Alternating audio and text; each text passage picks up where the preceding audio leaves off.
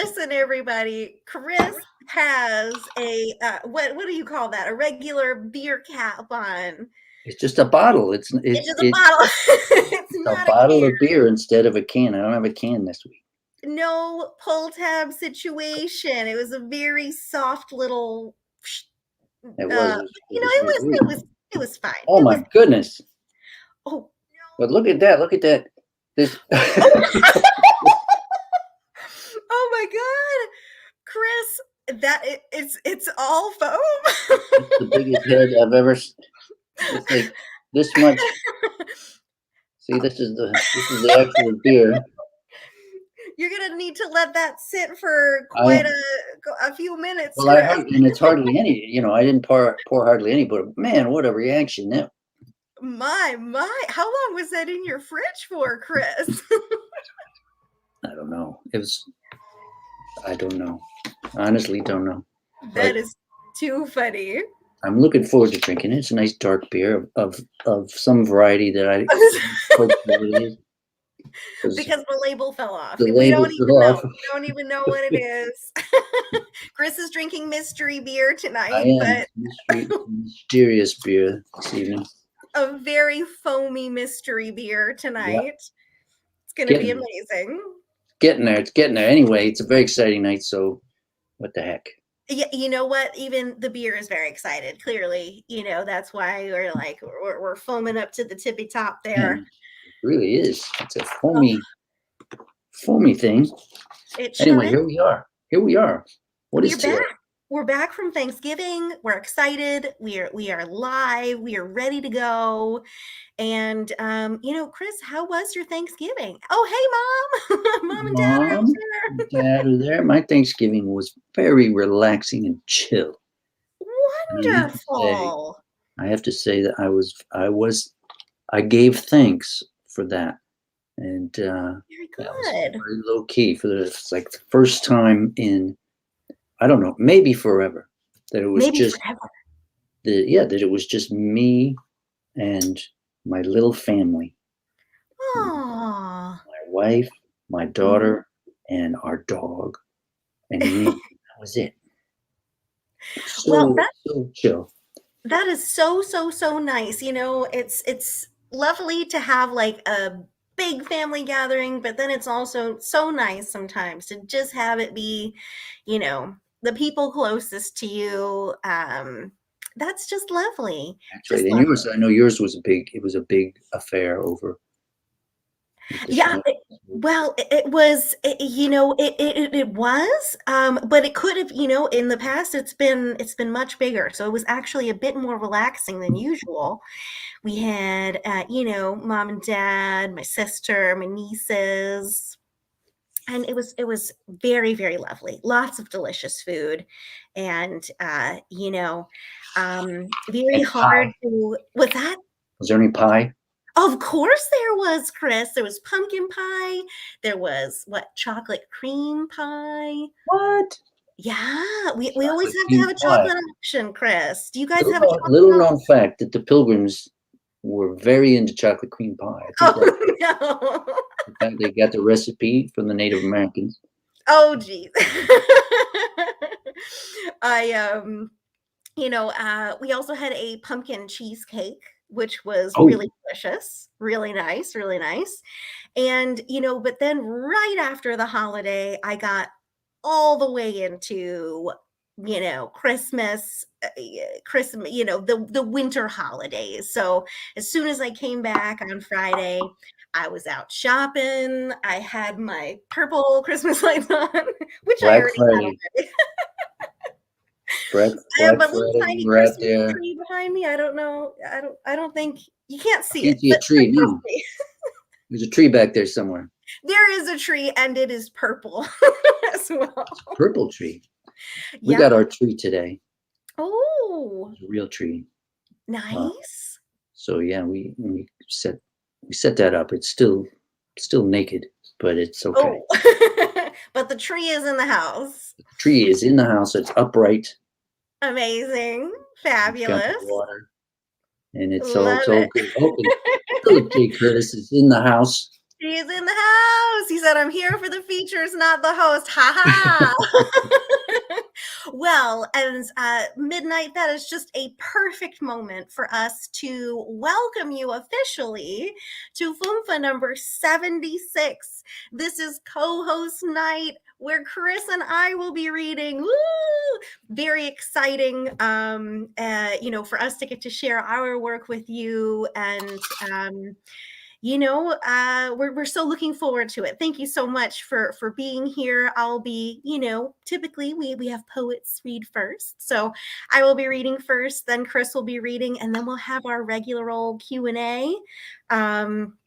And so we're so excited to share all of that with you, and to share some new writing stuff that hasn't been heard here before, or maybe actually I will be reading one or two poems that have been heard here before, but the rest is all brand new. Okay. Yeah, mine has been heard nowhere, zero. Ooh. An exclusive debut. Amazing. So we are so excited, of course, about tonight, and we will be sharing with you soon. But Chris, tell us what is coming up. Well, next week we have our annual holiday night open mic. Woo! And I tell you, we got 10 fabulous writers. Mm-hmm. And why not? Let's just go through them. Ed Poetastic, Meg Moon, Unmesh Mohikar, all the way from India. Barb Jennis, the Poet Laureate of Ridgefield, Connecticut. Deb Carr, Marie Michelle, Stuart Phillip, Terry Rose Jertson, Lisa Kastner, Meredith Kaiser. And many of these folks have been with us before. And we welcome them back with open arms. And we're going to have a little holiday cheer here. Woo! And absolutely. We are so excited for that. So, you know what? Grab your ugly sweaters, grab your Santa hats, grab your favorite beverage and holiday treats, and join us. It's going to be a really fun group reading night. It's going to be amazing. Oh, and shout out to my friend Megan Muldowney. Hey, Megan. Oh, here's Megan. Oh. Chris Megan drinking one of those half yards. I knew he was going to mention the half yard. She's all over the social network. She's drinking those half yards with you. Megan and I love our half yards at Yard House. And, we've been doing a lot of Space Cat lately. Trivia nights. We've been having a good time over there. Awesome. Oh, and our friend Michelle. Michelle is in the house. So awesome that Oh, JLC Myers is also in the house, I see. Fabulous. Oh, so many great friends. Oh, Megan is drinking wine tonight. She waved at us. I felt it. I did. I felt like I could see it. I did too. It was like a breeze. Yes. Amazing. Anyway, so listen, after next week, just to let people know, we're taking a holiday vacation. We're much deserved. I don't know where you're going, Katie, but I know I'm going nowhere. But that's okay. Yeah. Same. I'm going to Mom and Dad's house. then we'll be back in the new year, and we got all kinds of great stuff lined up. And one thing we want to do is we want to feature some very recent grads of the FUMFA program. So if you are a FUMFA recent grad, like summer 2021, or upcoming grad, or any of 2020, winter residency, like a newbie grad, a newbie alum, please get in touch with us, because we would like to do a night to celebrate your amazing accomplishment. Yes. Celebrate you. So let us know. Yes, thank you so much. And if you are not a student or alum, we still want you. We have a survey posted up, like a questionnaire, almost like a sign-up sheet, posted up. And if you just fill out that Google form, we'll have your contact information, and we'll try our best to get in touch with you and schedule you in the new year, either for a feature night, an open mic, or a theme night. So we're excited about the new year as well. But Chris, it is 7:05, so I think you need to read my I bio. need to read. I think that's right. I think I need to read your bio. Oh, I It put up my own banner. Uh-oh. is my pleasure. Katherine E Schneider, Katherine today. aka Katie, the Schneiderator, is an adult ESL professor and poet, as well as a co-founder and co-host of the literary live stream FUMFA, Poets and Writers Live. In addition to her writing and teaching work, she has been a mentor with We Are Not Numbers, a project helping young Palestinian writers to tell their stories and publish them in English. Her first book of poetry, I Used to Remember the Story of How, was published by Finishing Line Press in November 2019. Her poems have appeared in Ruminate, Blue Line, The Poetry Porch, The Paddock Review, and Collateral, and her poetry has been nominated for a Pushcart Prize. She has collaborated with musician and producer Dave Robertson on an ongoing poetry music project. You can find her poetic and creative work on social media under the name The Story of How. Thank you so much, Chris. Well, you're very welcome, and you take it away and have fun. Thank you. Wow, I am so excited to be reading here and sharing with all of you tonight. I'm going to just get up my document here and get going. All right, so the majority of the poems that I will read from tonight are from a new manuscript that I intend to be my first full-length poetry manuscript. My book is actually a chapbook, which is a bit shorter than a full-length manuscript. The intended title of this new collection is This Holy Land. My reason for choosing this title is to reflect the theme of sacred places and sacred things, both tangible and intangible. The poems in the manuscript explore the idea of Holy Land in many different forms, in poems about contemporary Palestine and wisps of biblical narratives, as well as in poems about longing and sexuality, emotional and spiritual abuse, and political and personal freedom. So how have the holy territories of hallowed land, ancient stories, religious practices, and human bodies and spirits been both celebrated and violated, right? So I'm gonna get into it. These first poems that I'm excited to share with you really come from reflections and experiences that I had when actually visiting the Holy Land, which was an incredible experience that I had. I chose to stay in Bethlehem, which is within the West Bank, which is part of Palestine, the occupied Palestinian territories, which are under Israeli military occupation. And I'll get started with this poem called City on a Hill, and it begins with a Bible verse. It says, "You are the light of the world. A city on a hill cannot be hidden." And that's from Matthew 5:14. Here we go, city on a hill. I am a city on a hill. I know what Jesus meant. I saw it myself. I saw the cities on the hills in the Holy Land.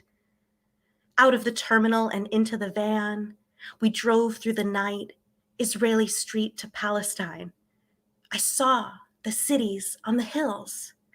They sparkled in the black ore of the crisp January sky, exposed, twinkling, bright. I am a city on a hill, eyes fixed to the window.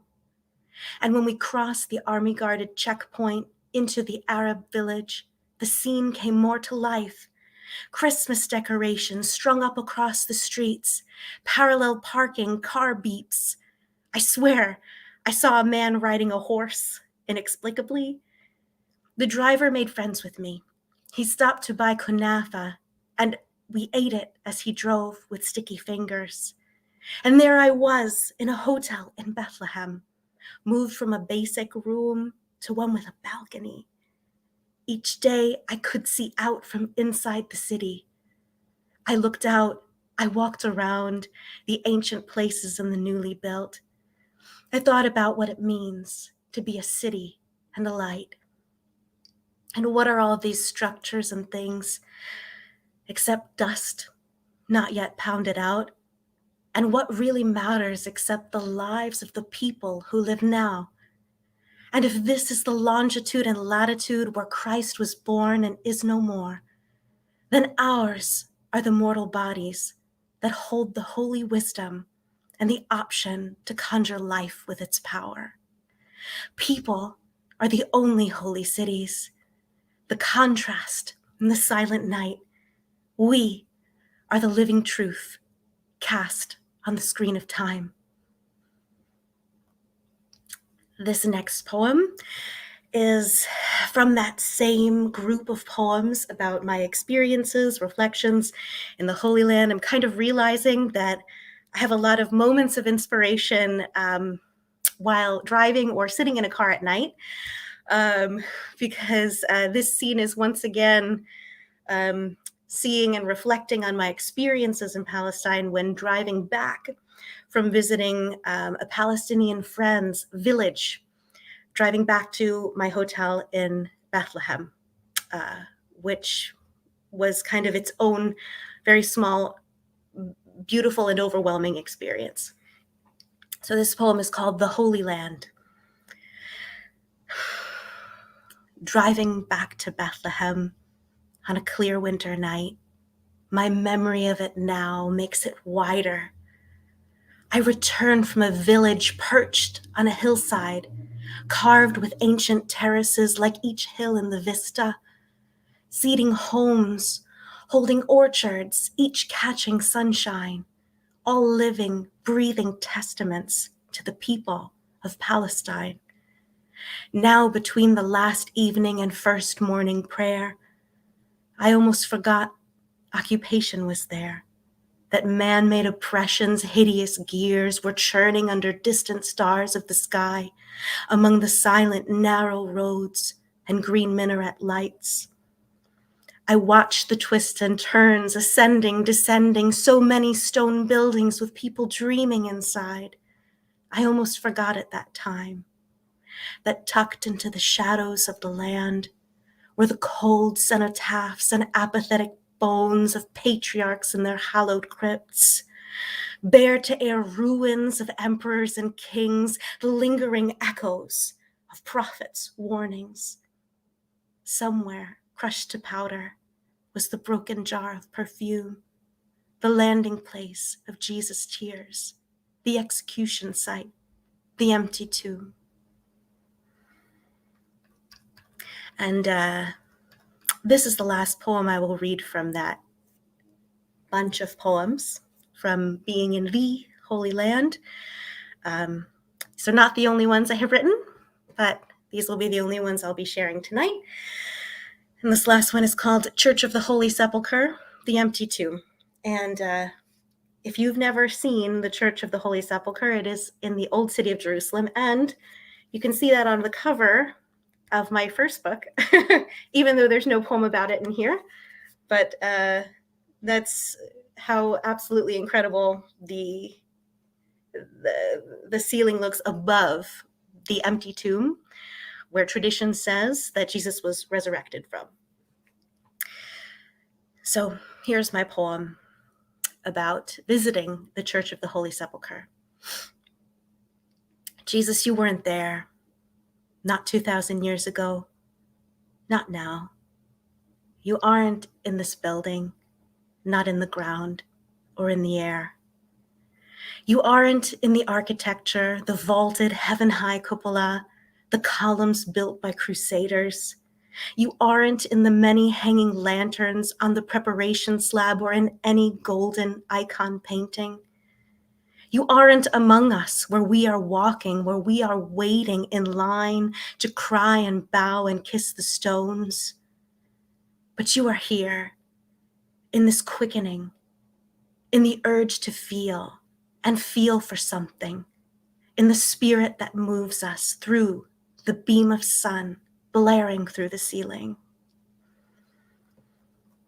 All right, so now we're going to fly back across the Atlantic Ocean. That visit was a short visit in the very beginning of January 2019, so we were living still in Trump's America. And this next poem talks about the antagonism that so many of us faced as a result of Trumpism. And it also speaks to the experience of narcissism and also experiencing bullies. This poem is a ghazal for the form conscious, and it's called Pity. How could you hurt me? I have been so kind. I winced and all my face said, take pity. I wove a quilt. I warmed you. You moved me. Took, but gave nothing, not even pity. I have spent my life soft, speaking gently, deferring, relying on your pity. I have looked you in the eye, thou monsters, who consumed me without thanks or pity. There is no art, there is no subtlety in the narcissist. He laughs at pity. There is no shame, no self-effacing change in the bully who reigns, banning pity. What kind of animal are these cruel ones? So proud not to be kind or have pity. From the time they met me, rejected me, ridiculed and used me without pity. And they will be the ones who seem to win, and dazzled masses will forsake pity. Worship a fat cat savior, slick and snide, hate neighbors, deride the poor, no pity. The beaten, sad Jesus said, love, mercy. They scoffed, man up, I don't need your pity. There's no safe place here for a tender soul. Hold up your own light. Don't expect pity. All right, woo. That was one of my sassier poems, I think, and rightfully so. We're going to transition now from the more religious and political, more collective experiences to the more personal. I have a transition poem that is kind of a short little poem called The New Year. The grandfather chimes on the hour. The chapel bell chimes too. I now sit by a cooling hearth, a dying fire, and I am waiting for you. All right, this next poem is a section poem. I will not say the numbers of the sections. I will just pause a little bit between them. In these poems, I typically kind of capture a crystallized reflection or a specific image of some kind. So I have several of these. So this is just one of them that I'll be sharing with you tonight. It's called At the Sound of His Voice. At the sound of his voice, I would lean my cheek to his chest, let my whole headache drain, streaming out my nose, let the dam of pangs overflow from my eyes, let my face be wet and baptized anew. His face was sweating when he stepped off the stage, and yet I see him walking in snow. And take me with you on a lonely drive in the early morning on the slide of your lazy electric guitar, one blue-white beam projected on my reflection in a cold window. Sometimes I'm a phony. I'm wrapped in my own need. And these praise song declarations of wide open surrender to God are such wishful thinking. I pull God close like clenched teeth, breathing like a blanket tight around my shivering. I will let him break the fever when I can put into words. I am most honest when I articulate need. I am most honest when I say it to God. I learned to play the guitar so I could sing and please you. I learned to write a poem so I could name the fragments I want to give you. He has no idea his voice is here, echoing in the cave of my mind. I want to tell him what it means to me. I want to tell him so much. I want him to know his songs feel like frozen breath. And I know that feeling. I feel it all the time, that chill and pang in the center of the chest. All right. This next poem is a little bit humorous. And it is also a little bit sad and lonely, which is what, kind of sometimes describes some scenes in the life of a single lady. So here we go. This poem is called Mostly I Want a Man. Mostly I want a man. I'm embarrassed when I say this. But what I mean is I want a best friend who is a man who loves me. I'm embarrassed when I say this. And what I mean by this is that he listens to me, that he wants to listen to me for whole train rides worth of time, for whole boomy echoing nights. I'm embarrassed when I say this. Come find me. Please want to find me. I say soundlessly to no one, wishing above the electric hum of tracks. All right. This poem that I'm going to share with you is one of the only poems that I've ever written about my teaching life. And it also echoes just a little bit of that sort of lonely single teacher lady vibe, although I'm certainly not lonely. I have so many friends among you, but you know what I mean. I already told you I want a man, so okay. Here we go. There are two Arabic words in this poem, abaya and niqab. An abaya is a long, like a long robe almost, that is worn, especially by my female Saudi students, over maybe regular clothes that are underneath, and a niqab is a piece of cloth that covers from right above the nose down the face, and is usually worn, of course, with a hijab. All right, this poem is called Amira. All right, there on the sidewalk, Amira. Amira, my student, Amira, kind smile, Saudi woman, black abaya. Amira walks in a soft wave, all women in abayas. Amira, Maryam, soft voices from niqabs, they are speaking. Amira, Maryam speak Arabic. Of what? I don't understand enough. Carrying fine purses, standing and waiting for cars, for drivers, for husbands, for babies, for education, for dreams. I go home to the TV. I hope they will remember me. All right, we're going to another section poem now.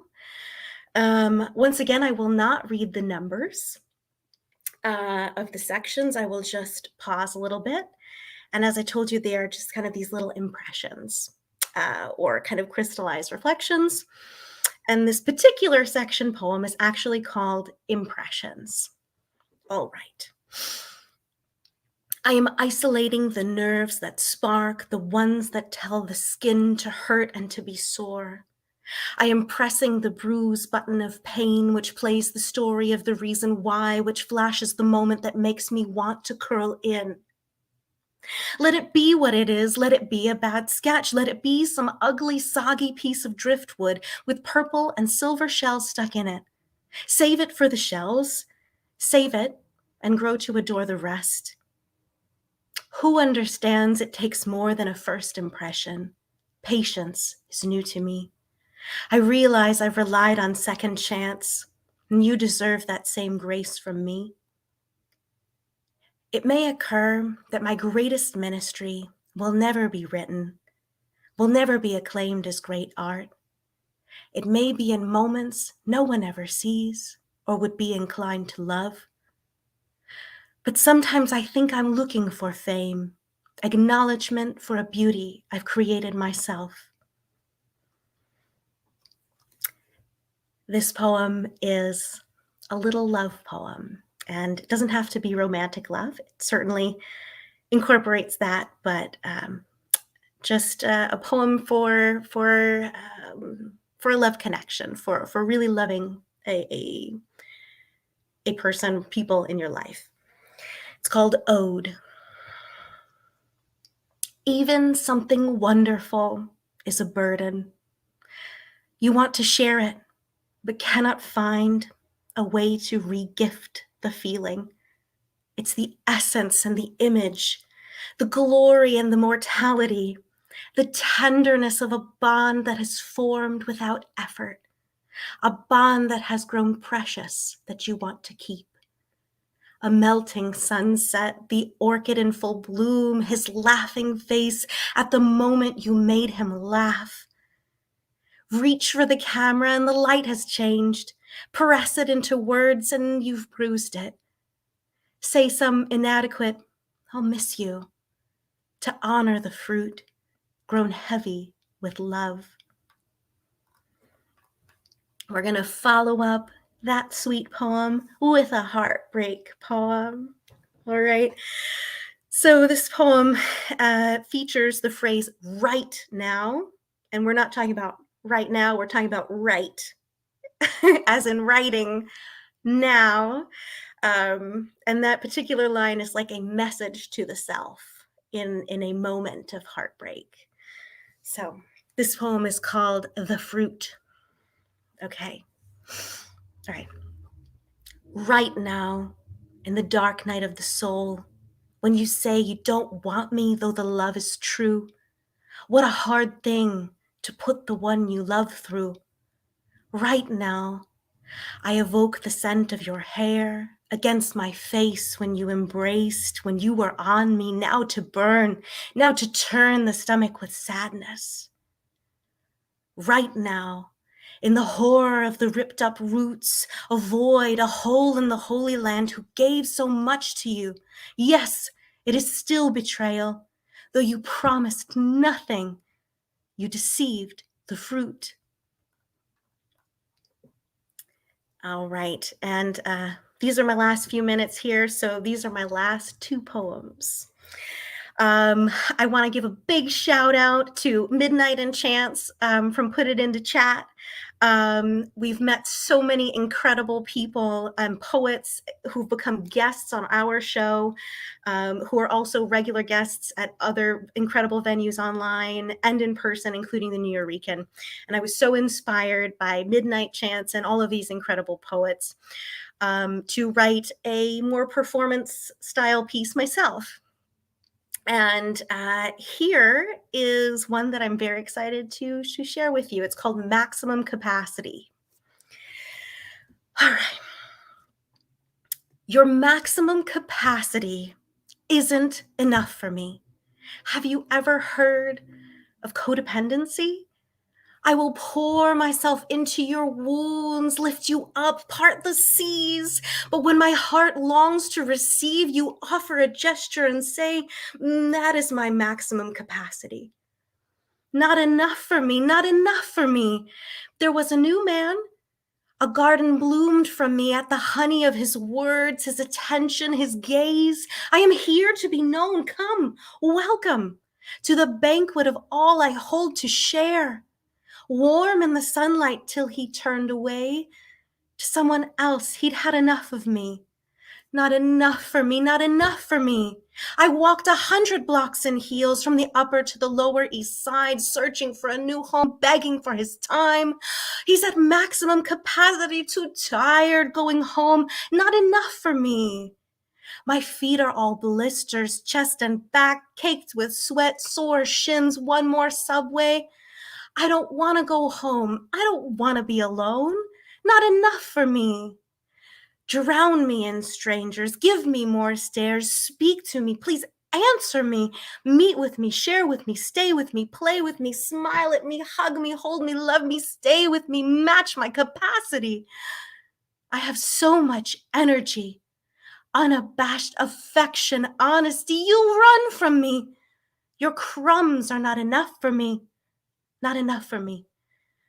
I am the street, I am the sky, I am looking at you from everything you didn't try, from all the places one step ahead, from all the cities you haven't been yet. The words patience and never, what can they mean? All your no's and not now's and silence make me scream rage at your maximum capacity. I have no boundaries. I move in all directions.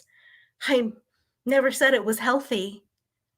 But doing the same old thing, going to bed at 9, keeping routines, everything familiar at all costs easy will never be enough for me. Be who you are. I'll be who I'll be, a million times outgrowing your maximum capacity. My desire, my passion, as big as the sun, as overwhelming. Keep moving, keep growing, keep going, and the pace will be enough for me. Honoring the fire will be enough for me. Chasing and feeding my maximum capacity. All right, and I know we're at time, but I'm just going to squeeze in my last poem here. Sorry, Chris. Feel free to go over your time slightly. Okay. All right. So, thank you for listening to me tonight. I haven't seen your comments because I'm really looking at my document here, but I'm excited to read everything and all your reactions. But I'm going to end with a poem from my chat book. The title poem, I Used to Remember the Story of How, kind of as a return to grace after that very sassy poem. Okay. I used to remember the story of how salvation met you like snow in the cold canyon of a stadium. It melted on your fevered face and praise steamed from your skin. You sang, I close my eyes and I can see you running up those lighted stairs. I see you falling on your knees, spreading your arms and waiting for whatever would fall from the sky, whether bread or starlight. Thank you so much for listening to me. I'm gonna do my Katie. Woo! Woo!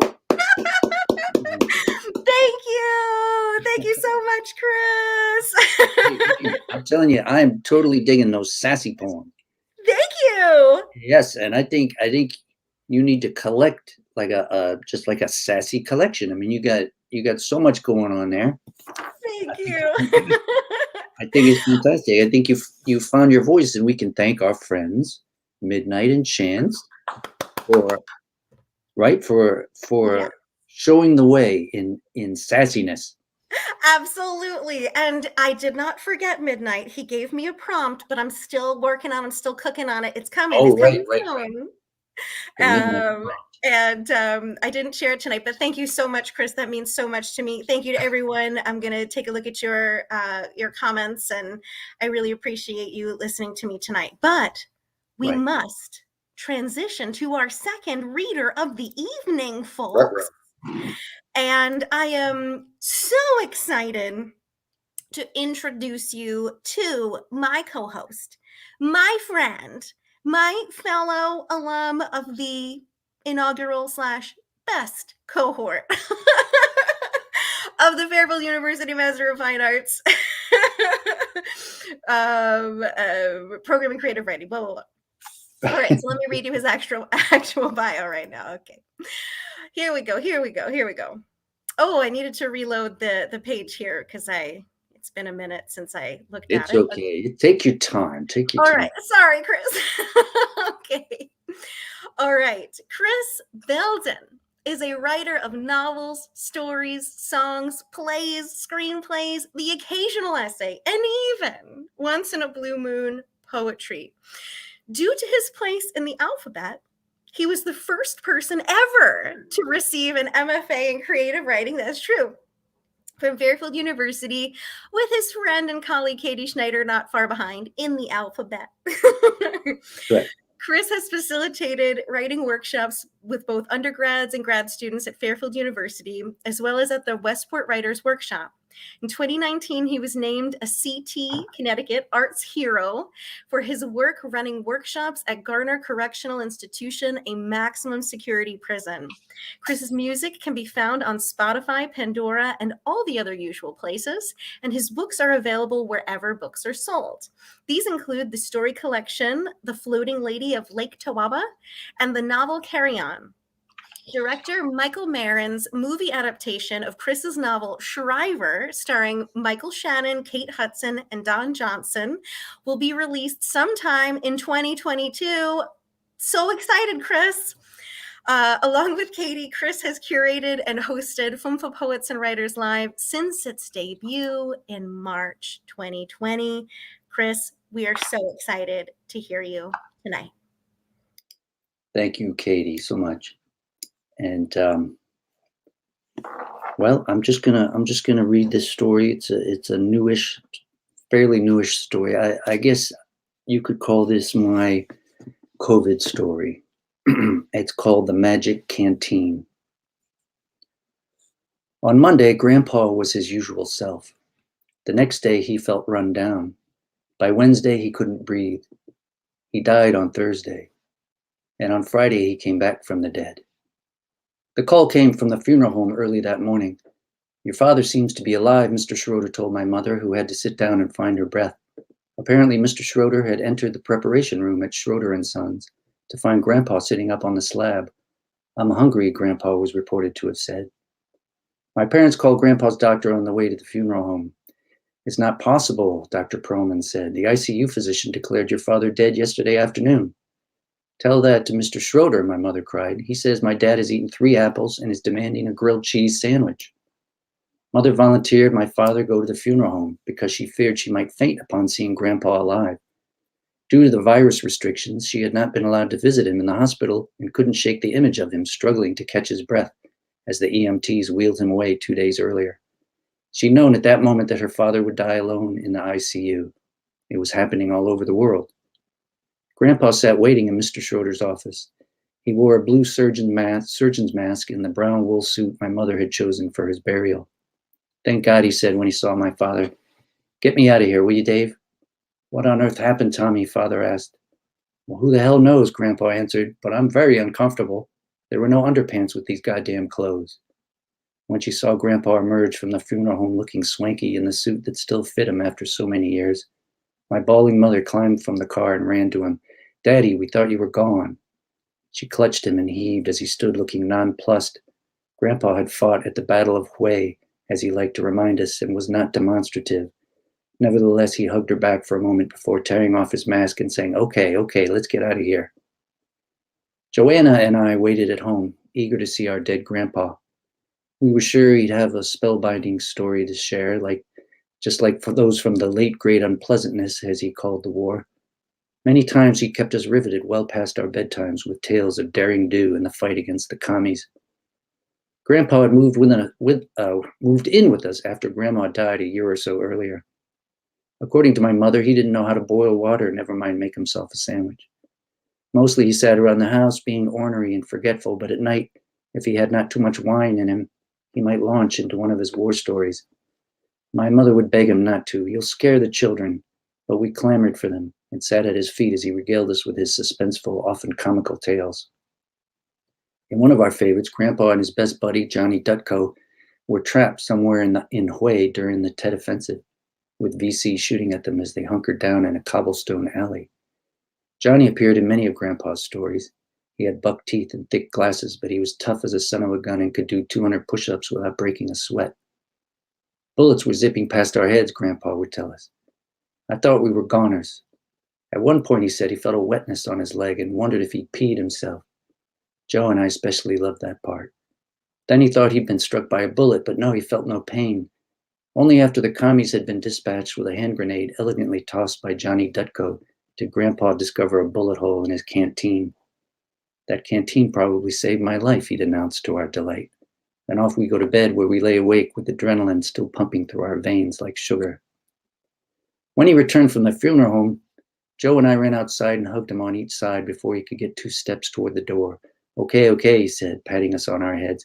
Now let me go so I can get out of this monkey suit and put on some underpants. We laughed at Grandpa's mention of underpants and followed him inside. Mother and father followed slowly, their faces showing alternately confusion and relief at this miraculous development. They sent us outside to play in the yard while they discussed the situation in the kitchen, which Grandpa called the war room. They again rang up Dr. Perlman, who had since spoken to the ICU physician, who insisted that Grandpa's heart had stopped the day before. No pulse, no brain activity, his body temperature plunged, the whole 9 yards. How's this breathing, he asked. And my father said Grandpa was breathing like a champ. My mother went upstairs and found Grandpa sitting up in bed watching MSNBC, Dad, she said, do you feel okay? I feel fine, though I could use a grilled cheese sandwich and some tomato soup. He changed into the sweatpants he wore for walks around the neighborhood. On the TV, a man was loudly defending immigrants. This fellow makes a lot of sense, Grandpa said. When my grandparents came to this country, they didn't speak much English either. They were from Ireland, Dad. Exactly. Mother went downstairs to make his lunch and told Father that Grandpa might have lost some of his cognitive faculties during his ordeal. He's watching MSNBC, David. My father looked aghast. Well, his brain wasn't getting oxygen there for a while. Meanwhile, outside, Joanna and I sat on the swing set staring off at the neighbor's house. We had not been allowed to play with our friends for a while, though we sometimes spoke to them through the shrubs that divided our yards. I wanted desperately to tell Phil Caserta that my grandfather had died and returned, but I hadn't seen Phil in his yard for several weeks now. While she swung back and forth, Joe talked about how Grandpa was like Jesus, who had also risen from the dead. Do you think that means Grandpa is the Son of God? She wondered. I don't know, I said. We'll have to ask him to perform a miracle. Maybe he can make Mrs. Crock walk on her own 2 feet. Mrs. Crock was our neighbor who used a wheelchair because she'd had polio a long time ago. Or maybe, I said, he could make you get an A in school. Now that would be a miracle. Joe leapt off her swing, landed perfectly, and proceeded to pummel me. Soon we were rolling on the grass, shouting and poking. Hey now, knock that off, you two. Still on the ground, with my thumb in her eye and her knee in my groin, Joe and I stared up at Grandpa. That's not how siblings are supposed to act. Now get on up, give each other a hug. We unhooked ourselves and got to our feet. Go on, Grandpa said. Let's see that hug now. My sister and I never hug, not even on birthdays, except for those occasions when we were tossed together into a highly unusual situation, a tornado warning, say, or the death and resurrection of our grandfather. We were sworn enemies who at best tolerated one another.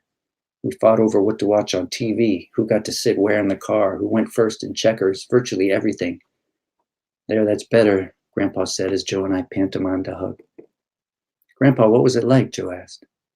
He sat down at the picnic table. What was what like? Do you remember dying? I asked. Did you see a bright light? Joe asked. Did Grandma appear to you? How about angels? Angels, he said. They told us you were dead, Joe said. I know they told you that, but here I am, aren't I? Alive and fit as a fiddle. He moved his arms in a kind of a jig, and we giggled. Tell us about the time the commies shot your canteen, Joe cried. She loved that story even more than I did. Tell us about you and Johnny Dutko. Maybe later, Princess. He groaned as he got to his feet. I should probably call my buddies, the ones that are left anyway, and let them know the reports of my passing were premature. He walked slowly away as he always did, with a slight limp due to a bad knee. As far as we could tell, he looked exactly the same as he had on Monday before he got sick. And yet there was something about him that had changed. Sometimes our mother talked about people's auras, which she described as a kind of bright or dark cloud around a person. Mrs. Crock had a dark aura, I guess because she was so unhappy. Grandpa today trailed an aura that seemed to glow more than usual, the way it might when he told his stories, but rarely otherwise. I thought of what Joe had been saying earlier and wondered if it could be true that Grandpa was somehow blessed. Supper that night was unusually quiet at first. It was hard to know what to say with Grandpa sitting at his usual seat across from my father when just hours earlier we'd been certain he would never break bread with us again.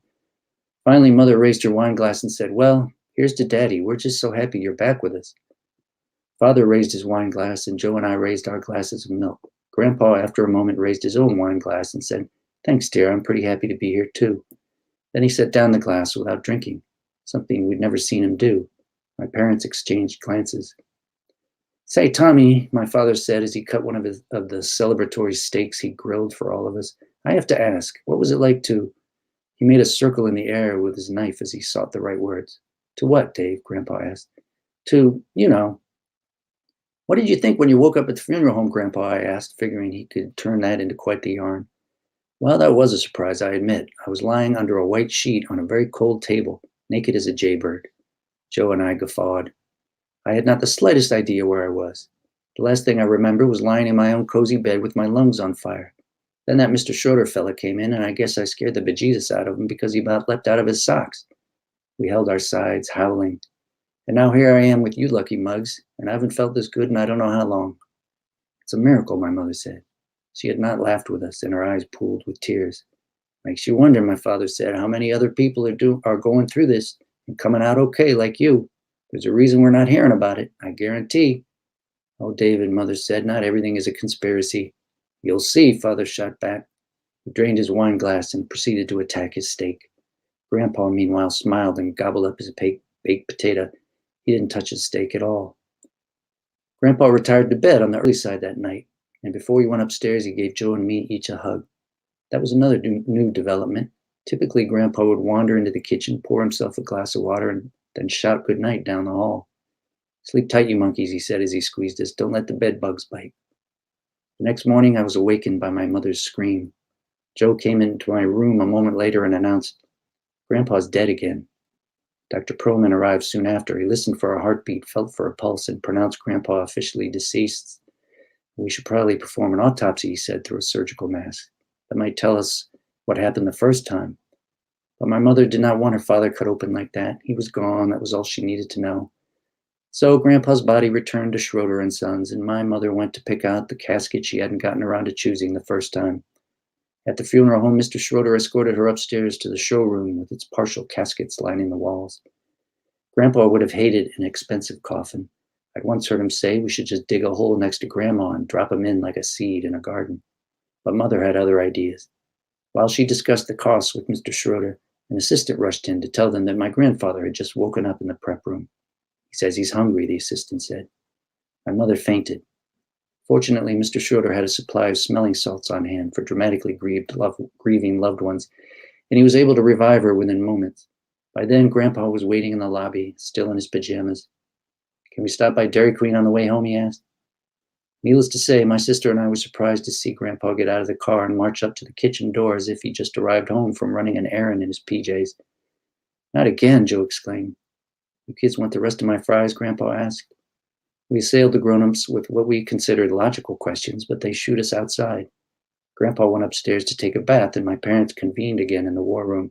I can't take any more of this, my mother said. I know I should be happy Daddy is still alive, but I'm wrung out. Either the physicians in this burg are all incompetent, my father said, or your father has some kind of condition that no one's ever heard of.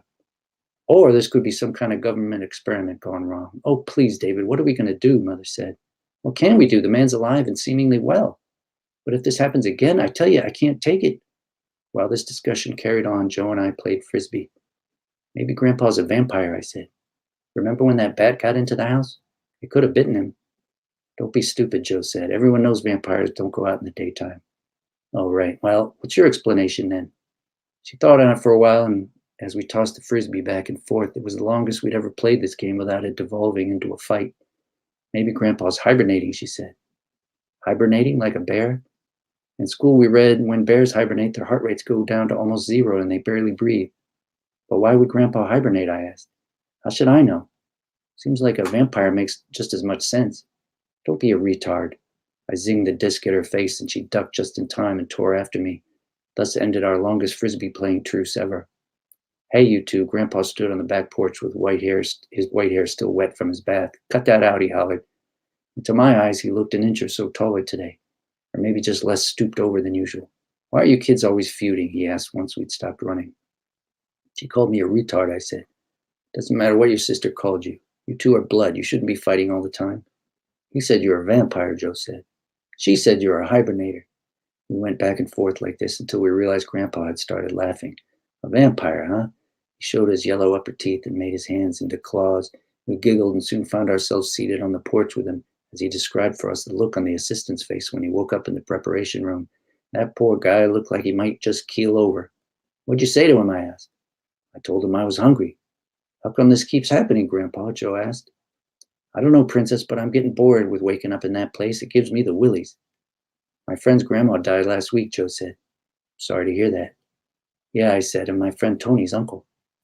And Mrs. Bryant's husband, Joe added, Mrs. Bryant being her online teacher. Too many people, Grandpa said. But not you, I said. He nodded. Not yet, anyway. What's happening, Grandpa? Joe asked. Why do you keep dying and coming back? He looked off toward the big oak tree in the yard, the one that every fall dropped enough leaves to make a pile as tall as me. I wish I knew, he said, turning back toward us. But I figure I'm getting more chances to do things better. But why you? Joe asked. No one else is rising from the dead. Grandpa smiled, showing the gap between his two front teeth. He always said this gap made him the best spitter in all the Marine Corps. Why me? I wonder that myself, Princess, but maybe it's less to do with me than with, I don't know, you? Me, we both said. Why not? Who's to say all this isn't more for your sake than mine? We sat in silence, trying to get a handle on that. I don't know, Grandpa said. It's just a theory. That night we ordered Chinese food because it was Grandpa's favorite and also because my mother was too worn out to cook. Grandpa said, digging into his dinner. This is delicious. Don't you usually get mushu pork, Dad? My mother asked. Do I? Tonight he had ordered mushu vegetables. What's going on, Dad? She asked. You seem different. Different how?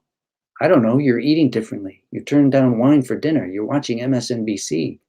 Grandpa didn't answer. He just rolled up a pancake and took a large bite. As he chewed, he shut his eyes and smiled. Mother went on. It's like you've been replaced or something. Like that movie. Invasion of the Body Snatchers, I shouted. Yes, that one. Are you an alien, Grandpa? Joe asked. No, Princess, he said, but lately I feel like one. What does that mean? My father asked. Or maybe you're the aliens, Grandpa said, smiling. That's crazy, Daddy, my mother said. Is it? That ended that conversation, and we all quickly ate so we could get up from the table and leave behind the awkwardness in the room. Grandpa went upstairs to watch his shows, and my parents sat in the den watching their shows, while my sister and I went outside and watched the sky turn dark. I'm scared, Joe said. I was scared too, but I didn't want to admit it. Grandpa does seem different, she added. It was true, but I couldn't figure out exactly how beyond his newfound love of mushu vegetables and MSNBC, and I didn't think Joe would understand about Grandpa's bright aura. We sat on the swings until the lightning bugs came out, and then we went up to bed. The next morning I woke up early. The house was silent and silvery in the pre-dawn light, and I could hear the steady breath of my parents sleeping next door. I walked down the hall to Grandpa's room. His door was open a crack, and inside I could see him lying on his back, eyes closed, his arms straight along his sides. His chest did not move. Grandpa, I said, but he didn't budge. The house remained quiet, but for the occasional settling creak.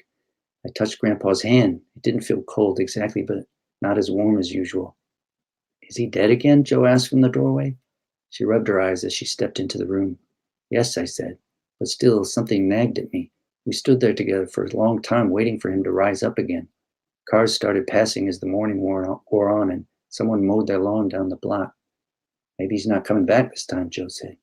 Soon we heard our parents brushing their teeth and flushing the toilet.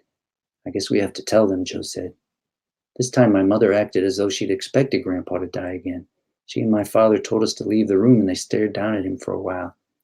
Well, he looks dead to me, Father said. David. Just saying. He called Dr. Perlman, who drove over and once more declared Grandpa deceased.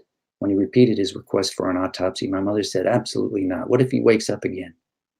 So, for the third time in as many days, Grandpa's body was transferred to Schroeder and Sons Funeral Home, where Mr. Schroeder received it with a mounting sense of anxiety. He assured my mother he'd wait 24 hours before attending to the remains, just in case. Meanwhile, at home, we waited for the call. It came later that afternoon. This time my mother refused to accompany my father to the funeral home. I just can't take it, she said. At Schroeder and Sons, Mr. Schroeder, bleary-eyed and visibly shaking, handed my father the business card of a rival funeral home. For next time, he said. Grandpa waited in the lobby, still in his pajamas and itching to get home.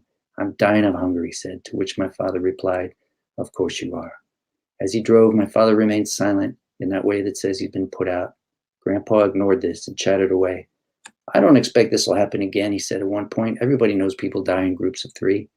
Yes, Father said, but that's usually 3 separate people. At home, everyone went to their now customary neutral corners. Grandpa upstairs to change, Joe and I to the yard, and my parents to the war room. What is happening, David? My mother asked, her eyes red-rimmed. This is insane. I don't get it either, Louise. You saw him this morning, she went on. He was dead as a doornail. And yet, Father said. Joe and I sat at the picnic table. We brought out coloring books and crayons, but we're not doing too much drawing. Do you think this is going to happen every day? Joe asked. From now till forever? Boy, I hope not, I said. That night, after putting on our pajamas, we went to Grandpa's room where he lay in bed reading a book. I couldn't remember seeing him read a book before. Good night, Grandpa, we said, climbing onto the bed with him. Tell us a story, Joe said. He set the book down. What kind of story? A war story, I said.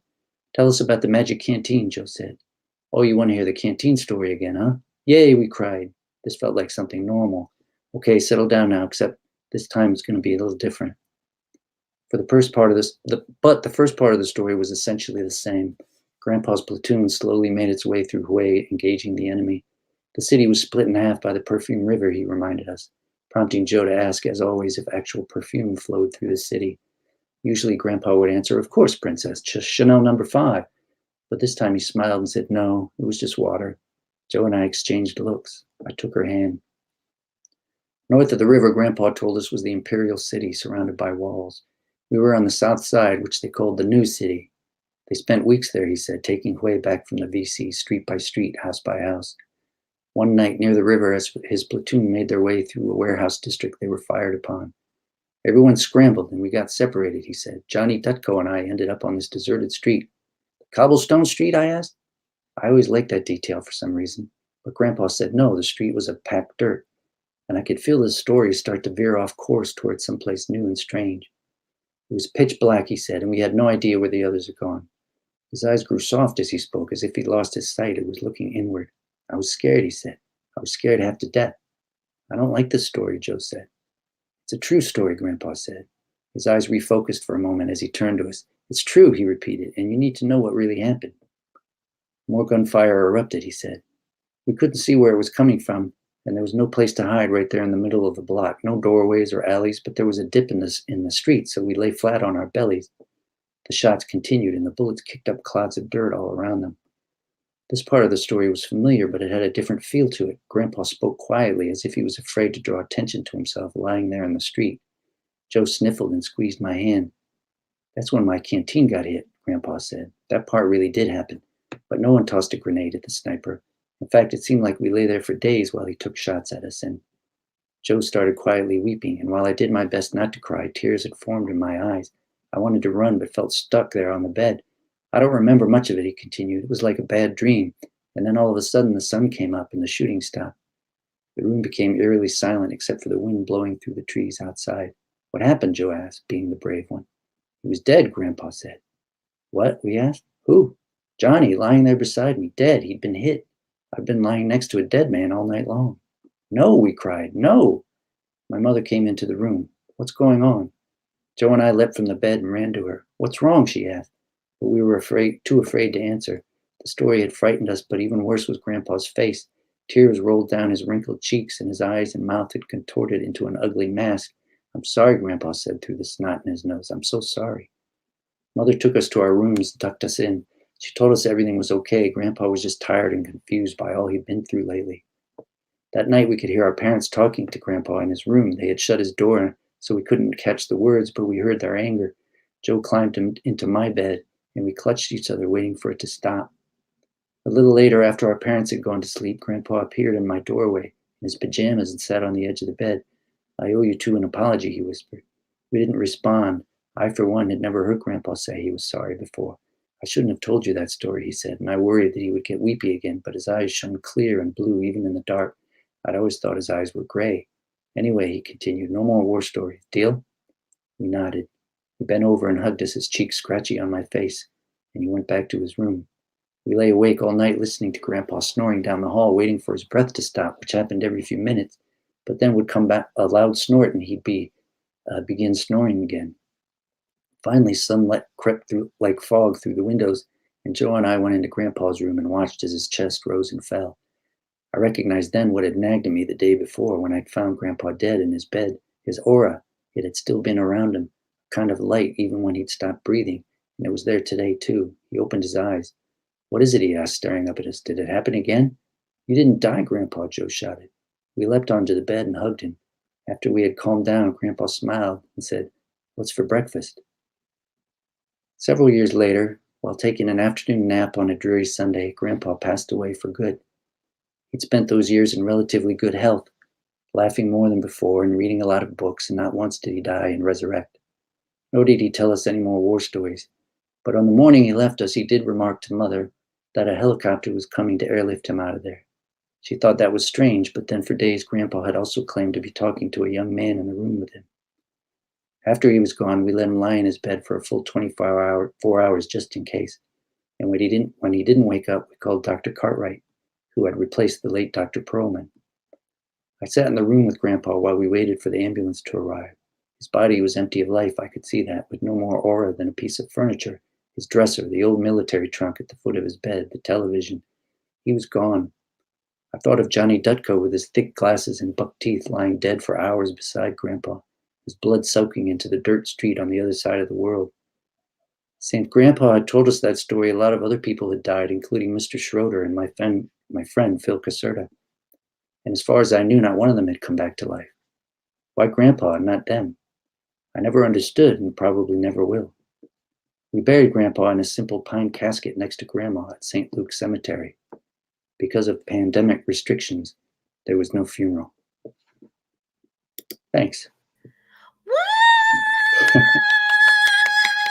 Chris, I was captivated, and I'm like, I'm not sure whether to like laugh or cry. It was so beautiful, Chris, so powerful at the same time, and also so funny. So Chris Belden.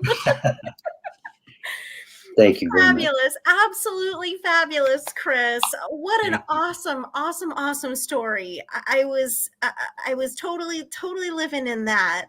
Everybody loves it, Chris. You got to see the comments. Okay. I'll look. Thank you. Absolutely. Chris, what a fantastic story. Thank you. My goodness. You know, and we have that sort of trademark Chris Belden humor. I copied down the, can we get Dairy Queen on the way home? Too good. Oh, Grandpa. Yet also like beautifully poignant and powerful and yet not overly sweet while being wonderfully sweet and heartwarming. Just love it, Chris. I'm so glad you chose I'm excited to hear every Chris Belden story that I can hear. But I'm so thrilled that you chose such a magical one and such a fun one. Well, so yes, we can see in the comments, everybody loves it, Chris. That's very nice. Thank you, everybody. It was great to read. I thought, a COVID story, since, the reason, of course. Sorry, I had a question from downstairs. A question for the Q&A from the house. they're downstairs watching. Yay! What was I saying? Oh, yeah. Well, the whole reason we're here is COVID, I mean, right. That's the whole reason this thing started. So I thought, well, okay, I'll read the story. That's where it came from. I love it, Chris. I absolutely loved it. Very, very cool. Chris, but I am a little disoriented because I am not on my normal side of the screen, Chris. Oh, that is so strange, isn't it? Chris, okay, let's do your magic. Help me out. Let's shuffle. Okay. Woo. Okay. There we go. I've really lost it with my need to be on this side of the screen, but it just doesn't feel right. It's true. I didn't even notice that, but I felt something was off. It just didn't feel right, Yes. It's like a picture on the wall, crooked or something. What's going on here? Exactly, Chris. Well, what an incredible evening it's been. So awesome to share with everyone. So awesome to hear this new story of yours, Chris. Just absolutely fantastic. I'm totally giddy. And I'm excited to hear the audience's questions.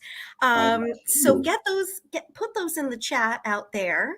But Chris, I feel like I should ask you our famous first question. I suppose you probably should. Yeah. Well, or Chris, I should ask you. Maybe I should ask you. First, Katherine E Schneider, how has writing changed your life? Oh my God, how has writing changed my life? Oh, we always ask this question and I love the answers, and I knew this was coming tonight, but, I think it has, I remember starting out writing poetry as lyrics. because I thought, I was just starting to learn to play the guitar and I better, come up with some songs real quick. I've always put a lot of pressure on myself to be productive. Wow. I was like 12 years old, but that was a good instinct because I had this outlet of writing, and I had been writing also stories at that time. I kept them very private, but I wrote a lot of poems that were really meant to be songs or lyrics. They never turned into songs at that time, but it was a practice that I got into, and then I started to write more poems in my sketchbooks, and I finally took a poetry class late in high school, but I guess it changed my life because I guess it provided me with this outlet for my feelings. While I am a very social and expressive person, I don't often get to express the exact depth and breadth of my crystallized thoughts in my conversations with people, and it was just this incredible opportunity to get to explore myself, to get to explore the world, in a place where I didn't have to control that or limit it, and where I could edit that and shape that over time. And that was really satisfying and so helpful to me. And so wonderful. And I really didn't start actually sharing poems really until probably until I was in high school and then college. And then it was something that really came after the act of writing and editing and getting it to a place where I felt really satisfied with it.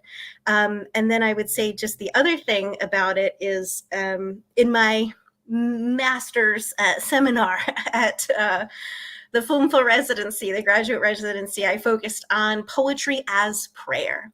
And I think whether or not you are a religious person, a praying person or not, whenever you are putting, these feelings and thoughts into words with the idea that that is a worthy act, and that, someone, even just yourself, or that someone else outside of you wants to hear, that is kind of this act of faith. And I think that that is a beautiful and powerful and very therapeutic thing.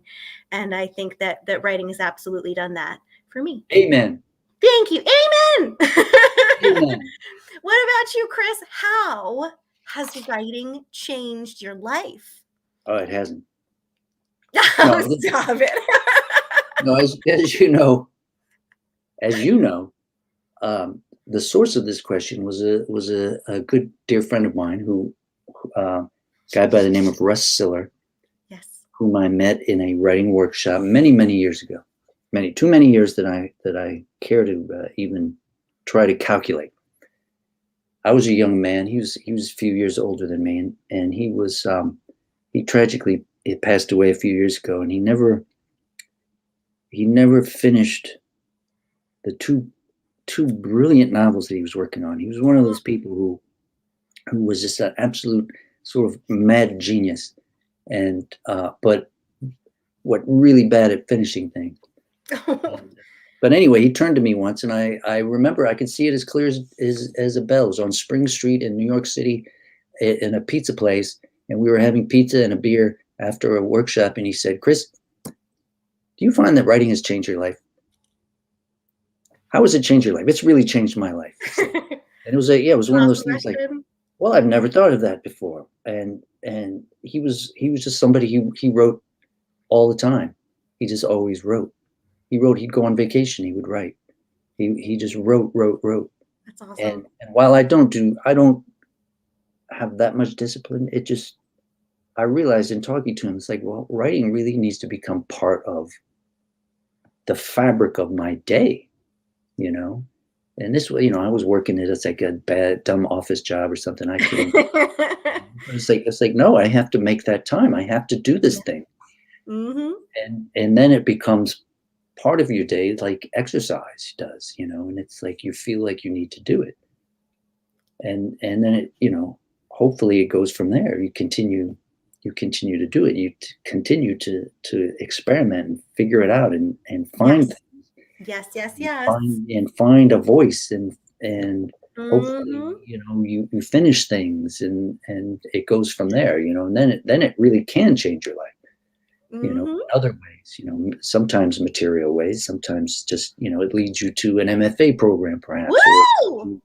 it Sorry. leads you to, co-host an online reading series, whatever it is, it It changes your life. leads to your books being published and one of them being made into a film.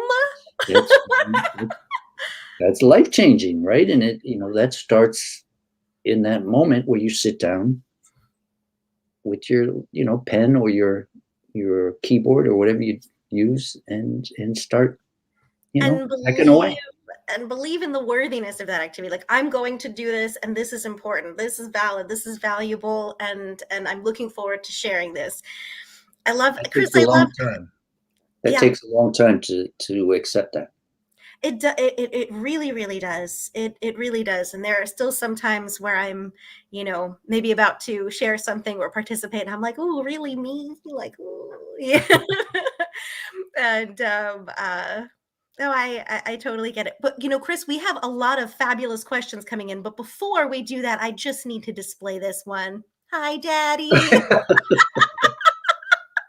Isn't that the sweetest?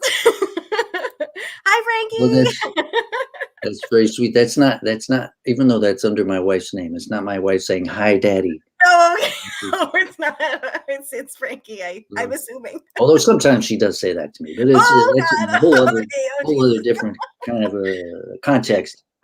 All right. Okay. So let's start with the first one that we have coming in. Chance is lighting us up with fabulous questions here. So let's go to the first one that he put in here. Oh, okay. So this is specifically to Chris. Hey, Chris, when and how do you decide to break up the seriousness with humor, which you are excellent at, may I Oh, add? well, thank you very much. But and I don't think this. I mean, you had at least one, as you Humorous preface. You had moments. a humorous poem that was also, as you said, it was also. I wrote it down. It was humorous and sad While also being a little bit sad and lonely. and lonely. Yes, that's right. So I don't think it's just me, but True, true, uh, true. I don't really know how to answer the question though, because it's like I think um, it's sort of intuitive. I think it's like you're writing, and just a character in this um, example. I think tonight is sort of the character of the grandpa is like whenever grandpa it was his turn to speak, he often said something funny, or at least it cracked me up. Yeah. And so it was just like, okay, he's a funny guy, so I'm just gonna let him be funny, and all the serious stuff can go on around him, Yeah. whereas he's funny. So that's kind of how it works, and sometimes that's how it happens. It's like there's a character, and that's okay. That's the funny person, and Yes. and right, and it's like it's almost like a play. It's like okay, I this character speaks, that character speaks, and then it's your turn to speak, and then he says something funny, and Yes. and if you revise and revise and revise and hope you get the right combination, and the right balance. But yeah, that's kind of how that works. But in a poem, Yeah. Well, now I mean you're dealing with like breakups, or I want a man, loneliness and everything. How do you just first of all, how do you decide, well, okay, I'm also gonna make this funny versus that's such just a great question. I think it has so much more to do with the source of the poem and where that inspiration is coming from. And I think most often, inspiration for any kind of poem is coming from this sort of internal monologue that I'm having as I'm going through life. And I would say very often the most compelling little thoughts that I have are on pretty serious or intense or very emotional topics. But that's not always the case. I also kind of make myself laugh at all of these different, at many different points throughout my day. Those just don't turn into poems as often. So I'm trying to kind of capture that moment when I can and develop those into poems. They just don't happen, I would say, as frequently, but you know, they do happen organically as I'm dealing with these little moments in life. I spent many years working one job and then other kinds of teaching jobs where I commuted to the city. A lot of like lonely time, but also a lot of silly time observing different silly things and just kind of entertaining myself with, you know, funny thoughts on how I might share them. So I think it's about making sure that I write down and also integrate those moments of humor in with the other stuff, because that is also kind of authentic to my experience. You know, sometimes, you know, you can't mix in humor with certain things that you're talking about. It's just not funny what, what I'm talking about. But Yes. there are absolutely many more opportunities that I can take where I'm talking about just kind of my life experiences, where there is a lighter side, there is a lighter moment, there is a comment I can make that is humorous. And I think it's about, you know, capturing those moments as well as these kind of more epic, serious tone uh, moments as well. Sometimes you get a laugh. That's it. Yes. Oh my gosh. And Chris, you are so good at that. And I think that's also, that really reflects, I feel, I'm going to say, like, you as a person and just like your fabulous sense of humor, just like putting, you know, inserting just funny little moments into all kinds of regular conversations, and definitely something that we see in Shriver, which you should all go purchase and see in theaters in 2022. um, Chris, we have a question from Yes. Joanna Myers. Hey, Joanna. Um, and she says, when inspiration finds you both, do you drop everything and write? If not, how do you preserve it for later? What a great question, Chris. That is a good question. Yeah. Uh, and you know, no, I don't drop everything. Right? I, I, I try to remember it, or I write something down. You know, if it's an idea, you know, a concept, whatever, a little seed, and then if I happen to have the time, then yes, I will pursue it. But if not, I'll save it for later. And sometimes if I just remember it, and it's like the kind of thing where, okay, if it's any good, I'll remember it, Yeah. you know, later today or even tomorrow. Um, so that's almost kind of a test. And then when I sit down and actually make the space in my head to write, that's when I go forward. And then from then on, I actually try not to think about it. I try not to get inspiration elsewhere, Yeah. because then I get stuck in my head. And then when I get back to my desk, I've lost it. Yeah. I'll still have the idea, but you know, it's like that sort of magical inspirational thing is gone. So it's Right. like I sort of clear my head and say, I'm not going to think about this thing unless it's a very general thing, like, okay, how's this going to end, Right. or something. But in, you know, like a scene or dialogue or stuff, I like I, I If blank you it out. try to force it, you're gonna, it's gonna, Well, yeah, if I'm gonna not be messed sitting up. here, if I'm not Yeah. sitting here at my desk, then it's, I know I'm going to lose it. Mm. And it's also kind of like a dream too, sometimes. Like, you know, Yeah. when I do sit down and if I do remember it, a lot of times it's not as good as I thought it was. You know, it's Yeah. like when you wake up and you write down a dream or something, you say, "Oh my God, what an amazing dream!" Then you look at what Incredible. you wrote later, and it's like, that's so stupid." Yeah. I hear you, Chris. You know, I think it goes two different ways for me. I really agree with, like, if it's this powerful, you know, piece of inspiration, if you forget it in the moment, you don't have an opportunity to write anything in the moment. It will come back to you later if it's good, and just sort of trusting that it will, rather than like, oh, you know, being like, what was that thread, and just kind of pushing yourself through it. Um, but I guess I kind of have two different sources of inspiration. There are like, I would say, like, rhythms and like repeating lines that will maybe sort of come to me, and unless I'm in the middle of like teaching a class if it's like that sort of very urgent inspiration, I will grab my phone and go to the notes app and write it down. That's how nearly all of that poem Maximum Capacity was written. It sort of came to me like that, and that was great because I was able to preserve the rhythm of the initial inspiration in that poem, and it's been edited actually very little, which is pretty awesome. That doesn't happen very often. But then I'd say I have these pieces of inspiration that are more long-term items that I need to take time with. And I will bookmark them in my brain or just write them down somewhere. I'll keep a list. And I would say that that's more true for the poems about the Holy Land, where I'm like, I know I want to write about this kind of complex moment where I'm seeing these things and I'm thinking about these things, and I'm not going to be able to write that right this moment. Well, I'm glad you brought that up because you're in the middle of something there. Like even though I'm sure you had time at night or whatever, you could have, right, gotten into bed with your notebook and written, but you're still in the middle of experiencing that trip, which was, I'm sure you knew that, oh, okay, I'm going to write about this. right. And then, but then you have to let it kind of percolate.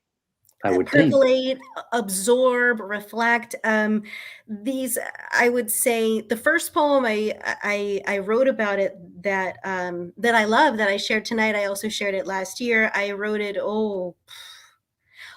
probably almost a year after the trip, and I still have things that I want to get down in just the right way because that was so important to me, and the issues associated with it are so important to me, and that just takes a long time because I want to really honor the sources of inspiration and speak to the issues that I'm bringing up there. So I kind of like just bookmark the topic. Maybe I have like a piece of a poem that I know is definitely going to be longer, but it takes the time that it takes. we will serve no wine before it's time. Yes. Chris, we have so many other fabulous questions here. Okay, let's jump to this Brenda question and then jump back to the it's a comment. The work you shared was so personal and rich. It was emotional and powerful. Thank you so much, Brenda. Thank you so much. All right, let's go to this chance question. I'm sorry. Are you guys impulse or discipline writers? Do you sit down every day for 2 hours and write? Ooh, go for it, Chris. Tell me. I think we're a little bit different on this one. I'm sort of in between. Like I think I'm disciplined in that I write a lot, but I don't have a certain number of hours. Okay. That I write, and I don't write every day. And it takes. When people have offered their pearls of wisdom many times here and saying that's okay. It is. Produce what you. And I found when I was working in an office way back in those days, it was like in the city and working full time and schlepping back and forth and all that. And I had very little time to write. I found I was super productive because I would have like, okay, I have 45 minutes. Yeah.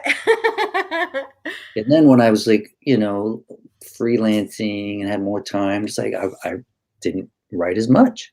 Yeah. So it really doesn't matter how many hours in a day, for me anyway, that I write. It's like, okay, am I set to write? Am I sitting down and okay, now is the time to write? That's the important thing. I would say for me, I do not have a writing discipline, but I am trying to ensure that I build into my schedule just more time for self-care and for I'm calling it generally creative time. My poems have gotten written and edited basically like when they happened. And sometimes I set goals for myself, but I kind of came to this point where I just trusted that, that it's going to happen. And when the spirit moves, when the mood strikes, that I will make it happen. And sometimes I also need a goal to kind of push me in that direction as well, while still acknowledging that certain poems may not be done, even if I want them to be done now, you know? Yes. um, and I think even if I'm not writing every day, and I do try to either write or edit or engage with my manuscript on a daily basis, or at least every other day, I'm always marinating on something that I want to write about, and I'm feeding my writer soul by either reading, by engaging with media, by listening to music. And I consider that sort of just as, or attending readings, doing FUMFA Live, getting inspired by all of you guys. And I consider all of that kind of part of what feeds and encourages and inspires what I do. So even if it's not a day where I've written a poem or finished one or made real progress on editing. I mean, sometimes you spend a long time and you just make no progress, but it's all fruitful. It's all fruitful time. So I would say, Oh, yeah. And what does that mean? Make no progress. I mean, it's like, okay, so you didn't finish a poem today, but you're still productive, working. fruitful, like tilling the soil and adding Exactly. nutrients to it. Exactly. Oh, Philip J. Curtis. He said, please hold. I have to edit Chance's question, shaking my head. How has hosting FUMFA Live helped to expand your own creativity? Ooh, fabulous question, Midnight. It's a nice question. Yeah. Well, I mean, you just alluded to it, right? I mean, I think it's so important for writers to have a community. Yes. And that's what, part of what's great about an MFA program. It's not for everybody. Oh, It's not, this or that. But one thing that it definitely provides is a community of writers, people who are in the same boat, the same, leaky boat being rocked back and forth, and you can hold on to each other and talk about, all the various ways that you get through your writing day and everything like that. And so, when we come on here every week and we meet, some people we know, people we've never met before, and they're all, amazing writers, and we get their pearls of wisdom as well as their fabulous work. yep. It's just like a shot in the arm of Incredible richness. I feel the same way.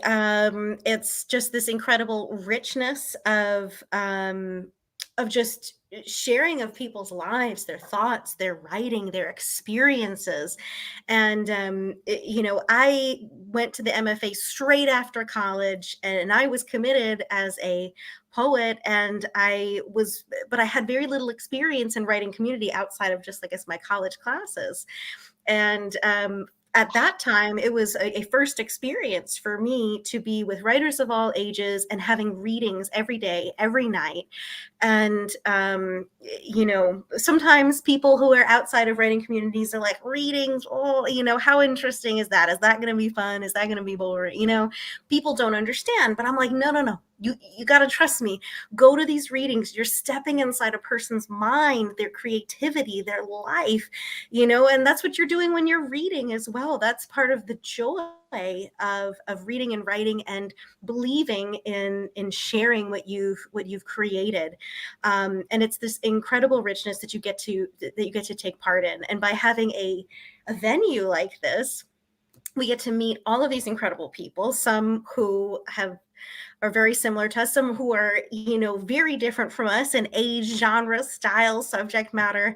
And it's just an incredible richness. And absolutely, I have listened to different styles of poems, and have been inspired to try them myself. But mostly I've just been so encouraged by so many people honoring the urge to create and share, and to be part of this community with us, and that encourages me to do the same. I really love that, and like I said, even during my reading, attending Put It in the Chat has really kind of helped me to try my hand at more performance style pieces.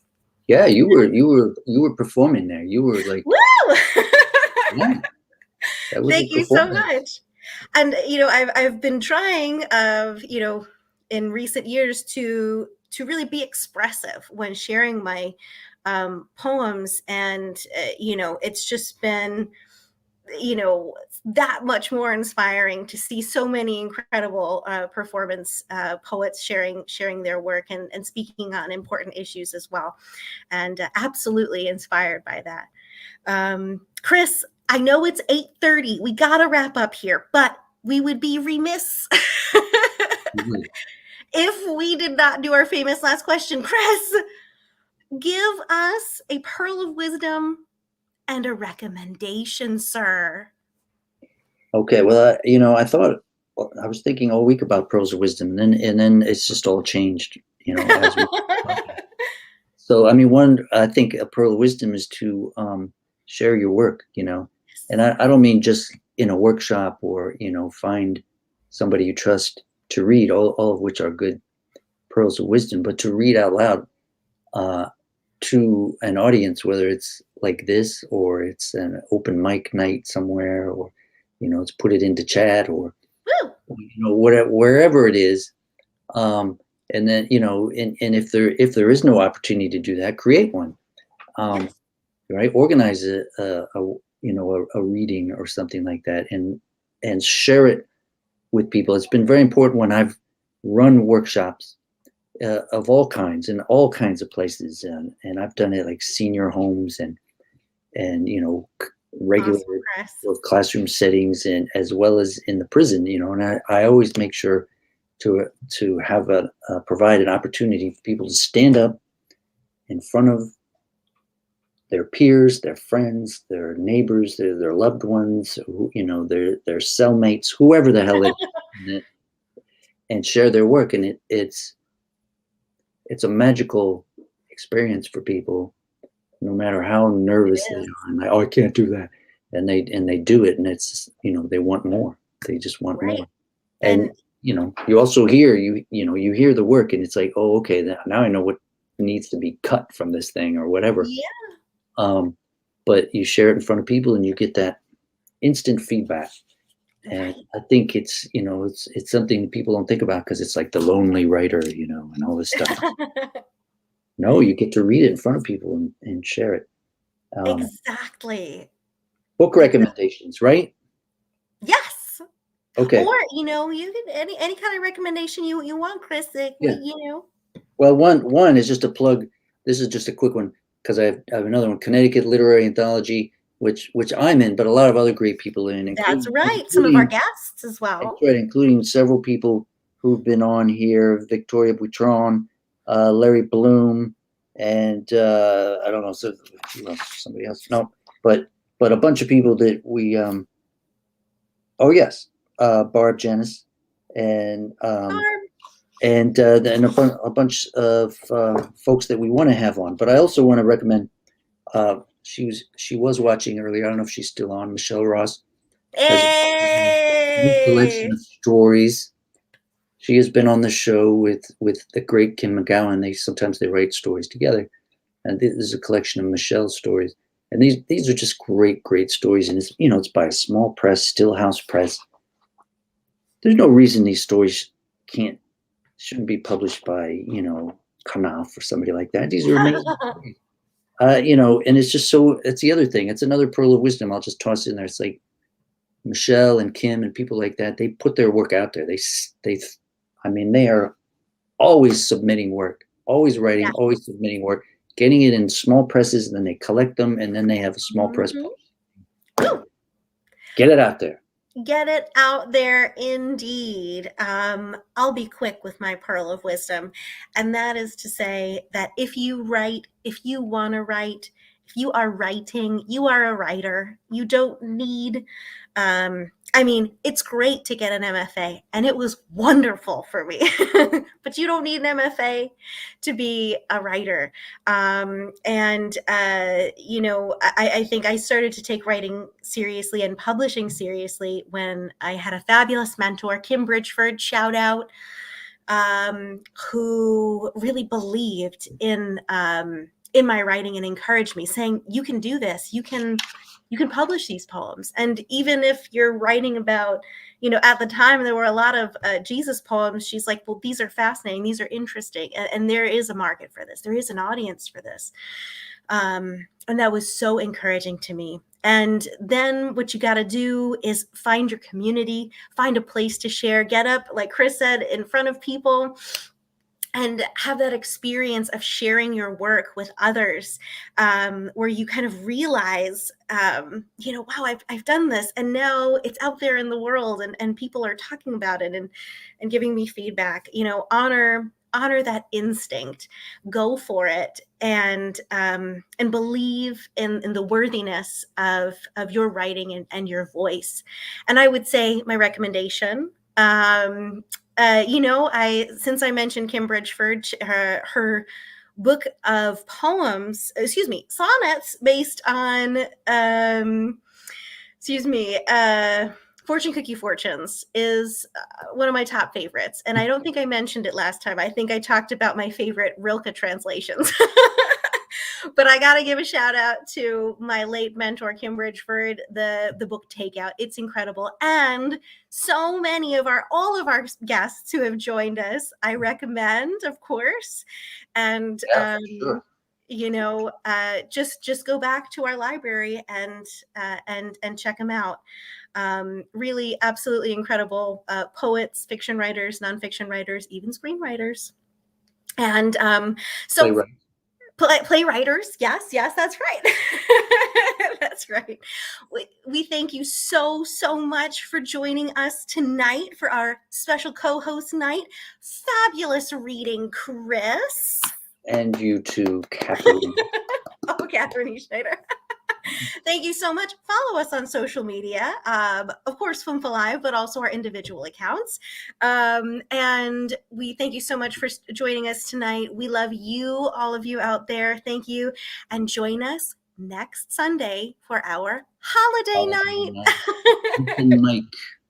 It's going to be amazing. Thank you so much once again, and have a good night.